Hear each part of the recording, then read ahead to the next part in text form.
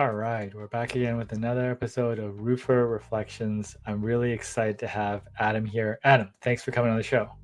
Thank you. That intro music is just perfect. You've been part of the roofing industry in many different ways for a while. When did it start for you? Yeah, I guess I started really in 2010, late 2010, early 2011. I had a marketing company that we were doing some RFID wristband fun stuff. I've always just kind of been in like an entrepreneur sort of world, and we weren't having as much success with the downtown Nashville bars at that time. Probably being a 26-year-old guy trying to sell to bar owners was not my wisest choice in life. Sometimes you need to know your market, right? But yeah, I had a friend who said, I'm having a really good time in the roofing industry. We're making some money. You should come check it out. If you wanted to do something, you could just throw a ladder in the back of your car and hop up on some roofs when you see a shingle flipped up. And I think I signed 12 contracts in the first week. That was a lot more than I had signed previously, and got a hailstorm, and 2 months later, 3 months later, and the rest is history. I found commercial roofing and fell in love. I guess you started off working for companies. How are those experiences? They were good. I still have, I think as you grow as an owner, you start to have a lot of appreciation for the people that you're working for and understand some of the challenges. Even if you didn't at the time, you understand some of the challenges that they were probably facing, and really probably understand that their lack of growth in that moment too. And that they still had a lot to learn. And I think there's a shared respect once you've gone through those fires for the people that were either going through them at the time or looking back, being able to identify with maybe where they're at a little bit better. With the details of the industry, like who did you learn from? What came naturally? What was a little harder to grasp? I think what came naturally for me was connecting with clients and being able to understand in commercial the transactional nature of the need, and why they had that need was passed to the roof. So I was always able to really grasp what was going on in their world that made this important and focus on that. What came as a challenge as a salesperson starting off in the industry, I didn't know that no one was teaching me roofing. It was completely lost on me that I did not know how to roof. And it would lead to taking some risks that, looking back, it worked out just fine.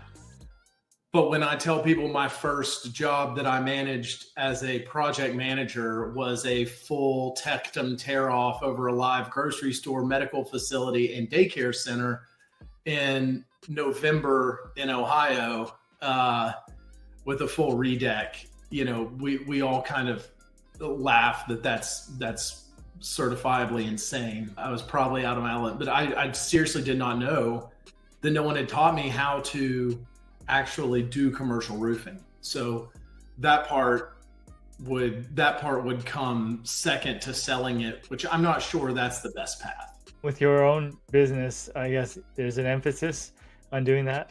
The emphasis is on the details of the construction with ReDry. Yeah. The problem that I've wanted to solve for the longest time as a contractor and now within ReDry is, how do I know I can coat this roof? How do I know I can restore it? There's a lot of natural indicators that we see visually. There's a lot of things we don't. So we've really been on a mission to answer that question on the front end with regards to moisture, is how do I know I can coat this roof? And to do that, you really do have to have some disciplines in commercial roofing that are pretty specifically focused within the construction side of it. The roof is really important. I mean, at a high level, what are the things to look for? Regarding moisture, the biggest thing to look for is it there? And that's a surprisingly difficult question to answer. We see a lot of ASTM standards, the scopes that the manufacturers of the equipment will put out to say, this is how you use our equipment. Thermal scans are obviously the highest or most frequently used moisture detection technology in the industry. But when you get down to it, they don't measure moisture, they measure temperature. And most of the time that has never equated to moisture.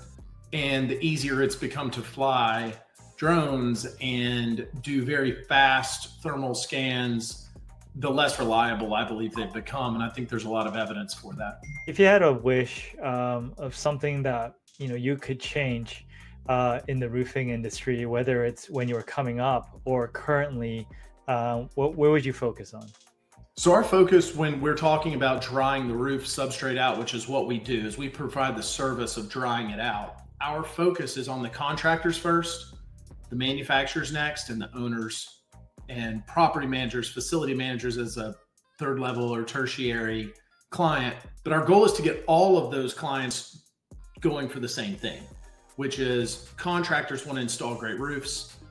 Manufacturers want to make sure their warranties are very sound and their product performs at a high level so that the contractors and the owners want to reuse it. And the owners want a price that's reasonable, and they want payments in the right order, meaning they don't want change orders, as we all know, in the middle of jobs.